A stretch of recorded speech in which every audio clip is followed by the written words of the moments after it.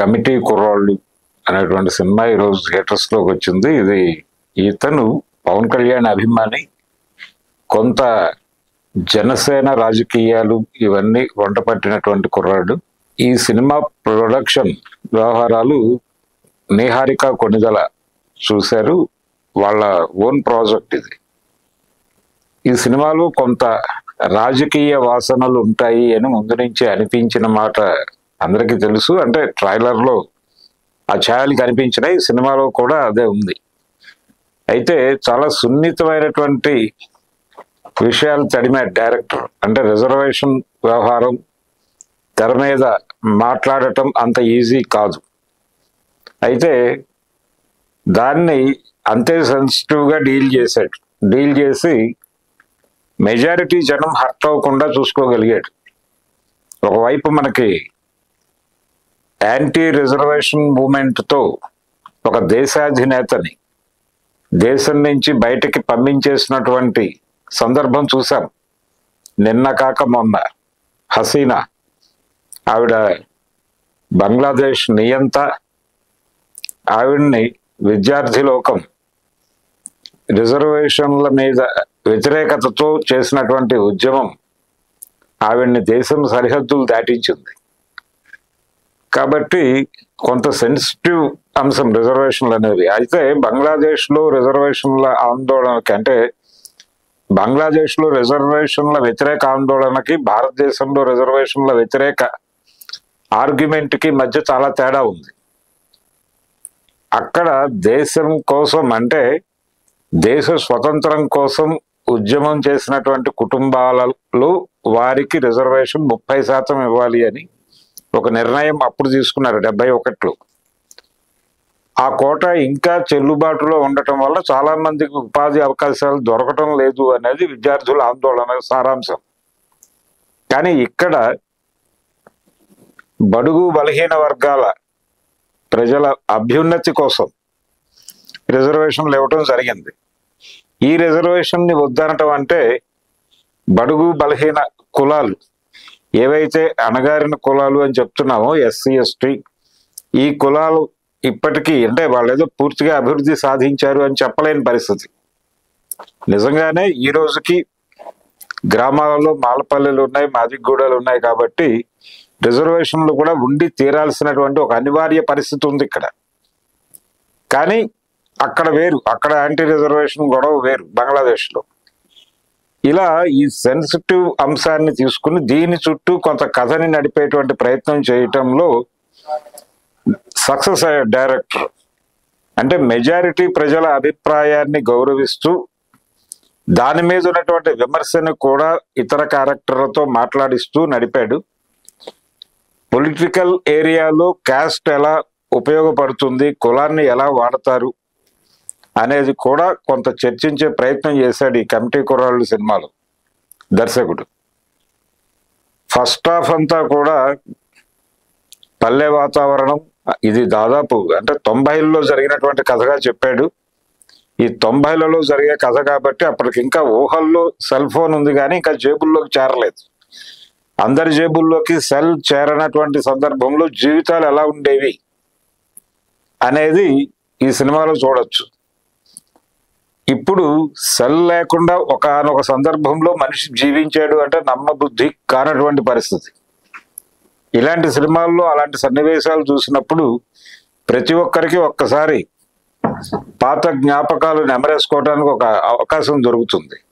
అలా థియేటర్లో ఉన్నటువంటి ఆడియన్స్ అందరినీ ఒక్కసారి నోస్టాల్జియాలో పంపించినటువంటి సంఘటనలు చాలా ఉన్నాయి ఈ సినిమాలో.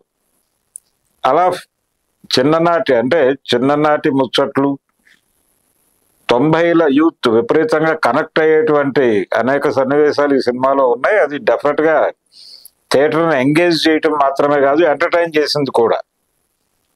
దాంతో ఫస్ట్ హాఫ్ అంతా బాగుంది. అలాగే ఇంటర్వల్ బ్యాంక్ కూడా చాలా సిస్టమేటిక్గా, అంటే సెకండ్ హాఫ్ మీద చాలా హోప్ క్రియేట్ చేస్తూ ఇంటర్వల్ బ్యాంక్ ఇచ్చాడు. ఇది అయిపోయిన తర్వాత సెకండ్ హాఫ్ కొంత చర్చలు జరుపుతూ నెమ్మదిగా ఫ్లో దెబ్బతిందేమో అనిపించే విధంగా ఉన్నప్పటికీ ఎక్కడా కూడా ఆడియన్స్ డీవియేట్ అయ్యేటువంటి పరిస్థితి అయితే లేదు. తను చెప్పదలుచుకున్న విషయాన్ని చాలా సెన్సిటివ్ అయినప్పటికీ సీరియస్గా తను ఏదైతే చెప్పదలుచుకున్నాడో ఆ దిశగా డ్రైవ్ చేసుకుంటూ వెళ్ళిపోయాడు సినిమాని.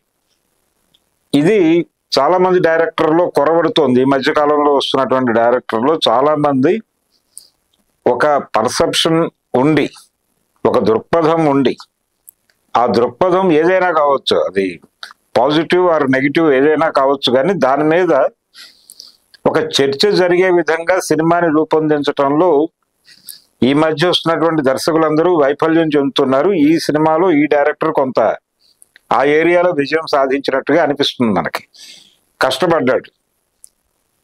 ఇక చివరికి ఎన్నికల సంరంభం అంటే ఒక జాతర, మిత్రులు చాలా కాలం క్రితం వాళ్ళు విడిపోతారు రకరకాల కారణాల చేత. ముఖ్యంగా కులపరమైనటువంటి విభేదాలు కూడా ఉంటాయి దానిలో, క్యాస్ట్, అలాగే జీవితాల్లో కులం ప్లే చేసేటువంటి రోలు, రిజర్వేషను, దాని వలన వచ్చేటువంటి అసమానతలు, అంటే వాస్తవాన్ని అర్థం చేసుకోలేని పరిస్థితిలో ఉన్నటువంటి కొంతమంది, కొన్ని కులాలకు చెందినటువంటి వ్యక్తులు, వీళ్ళు ఏదో పొందేస్తున్నారు మన దగ్గర నుంచి, మనకి రావాల్సినది ఏదో మన నోటి ముందు కూడు వీళ్ళు లాగేసుకుంటున్నారు అనేటువంటి అభిప్రాయం కలిగించేటువంటి వాతావరణం, వీటన్నిటి వలన స్నేహితుల మధ్య విభేదాలు వచ్చి విడిపోతారు. ఆ విడిపోయినటువంటి స్నేహితులు ఈ భేదాభిప్రాయాలని రాజకీయాలకు వినియోగించుకుంటూ ఇందులో ఒక హత్య కూడా జరిగిపోతుంది. ఇలా ఫస్ట్ హాఫ్ చాలా ఇంట్రెస్టింగ్ గా నడిపేసి సెకండ్ హాఫ్ దీన్ని బేస్ చేసుకుని, దీన్ని పునాదిగా పెట్టుకుని అసలు చర్చ మొదలుపెట్టాడు. ఈ అసలు చర్చ చివరికి మళ్ళీ ఎన్నికల దగ్గరే ఎండ్ అవుతుంది. ఎన్నికల సందర్భంగా జరిగేటువంటి సన్నివేశాల్లో మనకి ఇటీవల జరిగినటువంటి ఆంధ్రప్రదేశ్ అసెంబ్లీ ఎన్నికలు సాక్షాత్కారం జరుగుతుంది. ఓడిపోయినప్పటికీ వదిలేసి వెళ్ళిపోవడం కాదు, ఇలాంటి డైలాగులు ఉన్నాయి. అంటే జనసేనని, పవన్ కళ్యాణ్ని గుర్తు చేసే పద్ధతిలో డైలాగ్స్ ఉన్నాయి కొన్ని. అంటే ఈ మధ్య జగన్మోహన్ రెడ్డి మీద విమర్శ ఉంది కదా, ఆయన ఓడిపోయిన తర్వాత ప్రాపర్గా ఉండటం లేదు, బెంగళూరుకి తాడేపల్లికి మధ్య తిరుగుతున్నాడు ఆయన అని.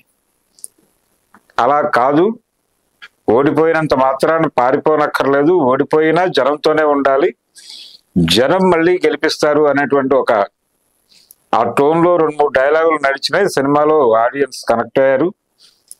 అలాగే నాగబాబు చెప్పినట్టు ఈ 11 అనే నెంబర్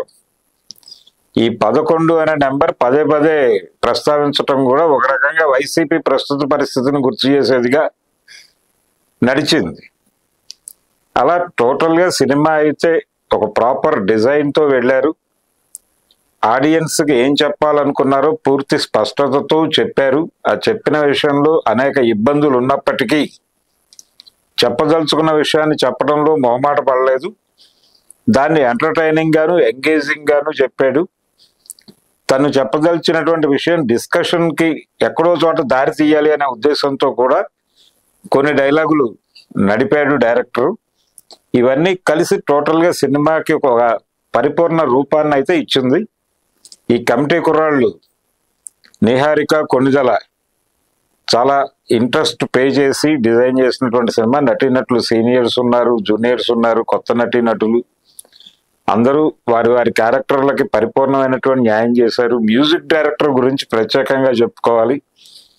చాలా సన్నివేశాలు అక్కడ సన్నివేశ చిత్రీకరణలో ఉన్నటువంటి లోపాలని తన నేపథ్య సంగీతంతో ఫిల్ చేసేటువంటి ప్రయత్నం చేశాడు అతను. ఇటువంటి మ్యూజిక్ డైరెక్టర్ కోసం కొత్త డైరెక్టర్లు వెతుక్కుంటారు. చాలా మంది గతంలో న్యూ కమ్మర్స్, అంటే కొత్తగా మొదటి సినిమా తీసేటువంటి డైరెక్టర్లు అందరూ కూడా విధిగా ఇళయరాజాని పెట్టుకునేవాళ్ళు. కారణం ఆయన బ్యాక్గ్రౌండ్ స్కోర్తో సినిమాని నెక్స్ట్ లెవెల్కి తీసుకెళ్తాడు అనేటువంటి ఒక కాన్ఫిడెన్స్ ఉండటం. ఇలా తన మ్యూజిక్తో సినిమాని నెక్స్ట్ లెవెల్కి తీసుకెళ్ళడానికి చాలా సహకారం అందించాడు మ్యూజిక్ డైరెక్టర్కి. అది ప్రధానంగా చెప్పుకోవాలి. ఈ సినిమాని జనరంజకం చేయటంలో సంగీత దర్శకుడి పాత్ర కూడా ఉంది. టోటల్ గా ఈ వీక్ వచ్చినటువంటి సినిమాల్లో ఈ కమిటీ కుర్రాళ్ళు అనే సినిమా ఎంగేజింగ్ గా ఉంది, జనం చూడొచ్చు హ్యాపీగా. దీనికి నేను ఇస్తున్నటువంటి రేటింగ్ అవుట్ ఆఫ్ 5 2.5.